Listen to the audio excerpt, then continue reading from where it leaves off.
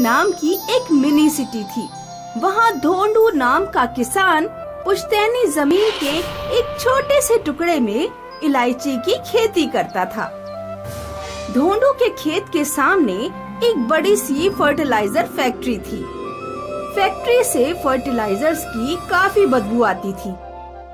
एक दिन धोंडू इलायची खेत में काम कर रहा था। तभी फर्टिलाइजर फैक्ट्री मैनेजर दुबे हाथ में कुछ कागजात लेकर खेत आया। ये देखकर धोंडू चौंक गया।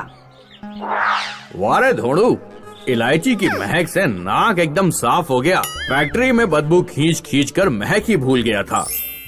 इलायची का कमाल है सर। सिटी बदबू से परेशान है और मैं अकेला अपनी इलायची जमीन के साथ मस्त रहता हूँ। बोलिए, गरीब के खेत अचानक कैसे पधारे आप? माफ करना धोंडू, फैक्ट्री की तरफ से आया हूँ, तुम्हें झटका लगेगा, लेकिन जिस जमीन पर तुम इलायची की खेती कर रहे हो वो जमीन 10 साल पहले तुम्हारे पिता ने फैक्ट्री को बेच दी थी। जरूरत नहीं थी इसलिए फैक्ट्री ने रोका नहीं, लेकिन अब फैक्ट्री को जरूरत है इसलिए फैक्ट्री जमीन मांग रही है। ये देखो कागजात देखकर धोंडू बुरी तरह हिल गया। मैनेजर सच कह रहा था। धोंडू के पिता ने जमीन फैक्ट्री के नाम कर दी थी। मालिक ऐसा ना करे, मेरा बाप बेवड़ा था, सारी पुश्तैनी खेती खा गया। जो बचा है वो आपके सामने है। ये जमीन मेरे दिल का टुकड़ा है, ये टूटेगा तो मैं भी टूट जाऊंगा। माफ करना दोस्त, फैक्ट्री के टेक्निकल सपोर्ट के लिए रशिया से कुछ इंजीनियर्स आने वाले हैं। उनके लिए यहाँ घर बनेंगे, इसलिए 1 महीने के अंदर ये जमीन खाली कर दो।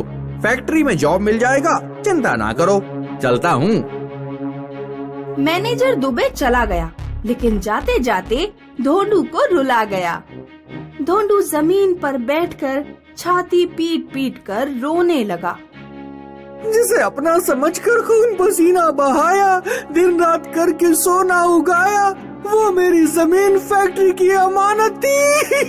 हे भगवान, अब मैं क्या करूं?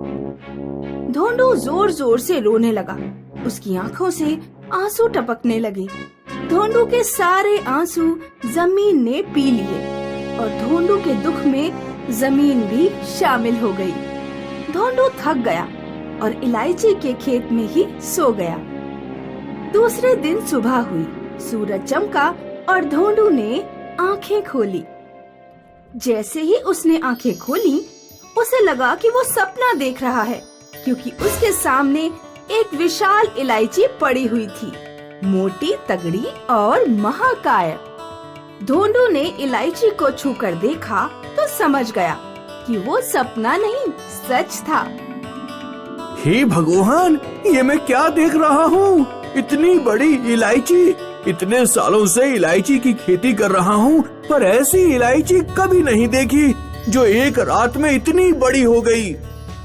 तभी धोंडू को मैनेजर की बात याद आई और वो फिर से दुखी हो गया। क्या फायदा इतनी बड़ी इलायची बनकर, जब ये इलायची बनाने वाली जमीन ही पराई है। देखते देखते विशाल इलायची की खबर पूरे मिनी सिटी में फैल गई और विशाल इलायची देखने लोगों की भीड़ उमड़ पड़ी। फर्टिलाइजर फैक्ट्री मैनेजर दुबे भी आया और इलायची देखकर बोला, भाई धोंडू, गजब किसान है तू, इतनी बड़ी इलायची बना दी। लेकिन अफसोस, अब तू किसान नहीं रहेगा, याद है ना? खेत खाली करना है। आज रशियन इंजीनियर्स फैक्ट्री देखने आ रहे हैं। 6 महीने बाद फैमिली लेकर आएंगे, तब तक मकान रेडी चाहिए। दोपहर को मैनेजर दुबे रशियन इंजीनियर्स को फैक्ट्री लाया तो फर्टिलाइजर्स की बदबू से ही इंजीनियर्स बेहोश होने लगे। What is this? हमें यहाँ से दूर ले चलो, जल्दी। दुबे इंजीनियर्स की परेशानी समझ गया और उन्हें धोंडू के इलायची खेत में ले आया। सर, यहाँ बदबू वाली स्मेल नहीं है, वो आपको आदत नहीं है ना, इसलिए। What is this Dubey? Factory इतनी बदबू कैसे छोड़ती है?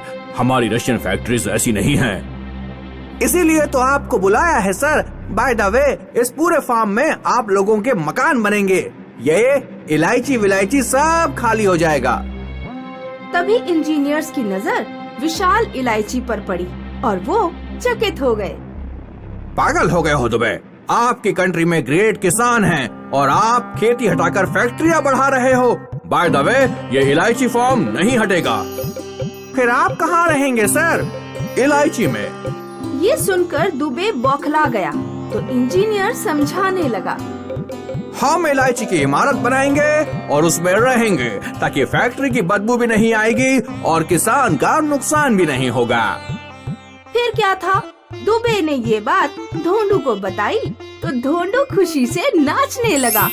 मैनेजर दुबे ने फर्टिलाइजर फैक्ट्री से प्रोजेक्ट अप्रूव कर लिया और रशियन इंजीनियर्स ने मिलकर 4 दिन रात काम करके विशाल इलायची में इमारत बनवा दी।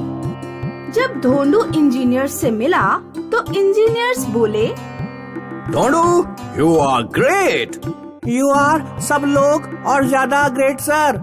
आप लोगों ने मेरी इलायची की इमारत बनवा दी, उसमें रहने का फैसला किया। उसकी वजह से फैक्ट्री ने मेरी जमीन मुझे वापस लौटा दी। अब मैं खेती कर सकता हूँ।